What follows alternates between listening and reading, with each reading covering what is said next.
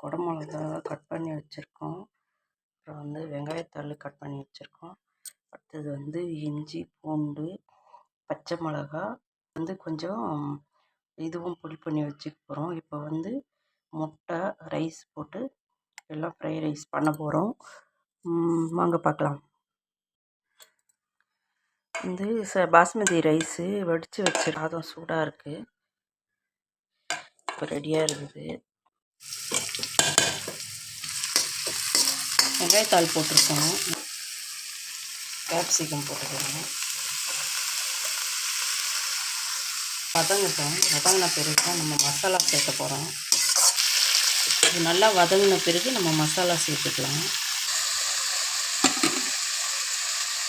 நல்லா சுண்டி வதங்கிடுச்சு குடமிளகா. நம்ம அரைச்சி வச்சுருக்க மசாலா சேர்த்துக்கலாம்.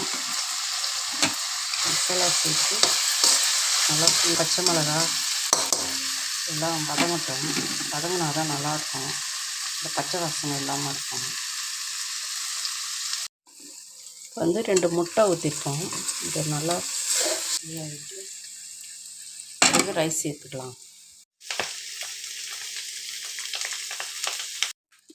இப்போ வந்து இதில் கொஞ்சம் சோயா சாஸ் சேர்த்துக்கலாம் லைட்டாக. இப்போ தான் கடை ஃப்ரைட் ரைஸ் ஃபீல் வரும். சூப்பராக இருக்கும். நல்லா வாசனை.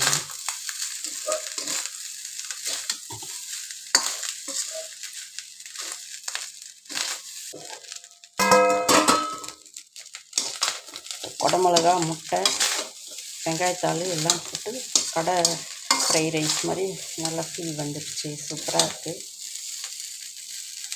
கலர்லாம் ஒரே மாதிரி இருக்குது. இப்போ நம்ம வந்து தட்டில் பரிமாறிக்கலாம்.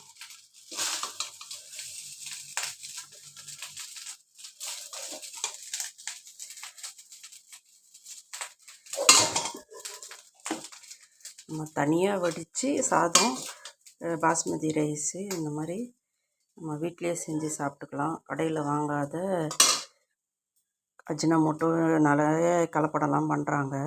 நம்ம வீட்லேயே கூட சிக்கன் பொரித்து இந்த மாதிரி கட் பண்ணி இதில் போட்டு ஃப்ரைட் ரைஸ் வீட்டிலே செஞ்சு சாப்பிட்லாம்.